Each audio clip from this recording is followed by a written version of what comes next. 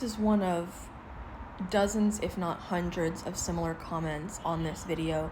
Click through for context. It's where I'm talking about having been unemployed for over 2.5 years now. But we need to really start talking about how cost prohibitive it is to get to and from on-site interviews, assuming you've been blessed with an invite to one. We need to start normalizing these conversations so that we don't feel alone, because you are not alone and you are not crazy.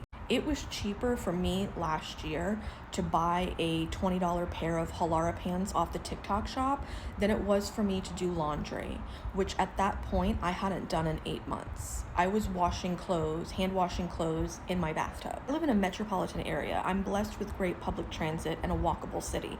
But whether you're paying for gas or public transit, getting to and from interviews is insanely expensive, and it adds up quickly, especially if you're interviewing at multiple places at the same time. In 2023, there was a point where I was interviewing on site at 3 different places, 2 rounds at 2 of them and 1 at the other. So that's 5 trips back and forth from Oakland to San Francisco. That was approximately $175 that I will never see again. Spoiler alert, didn't get the jobs. So commute, laundry, and or having to buy new clean clothes or dress clothes that you may not already own. What about if you need to make copies of your resume? Getting to and from the library to do that, or FedEx, or wherever it is. Are you ready to talk about what happens when you can't afford to pay your phone bill?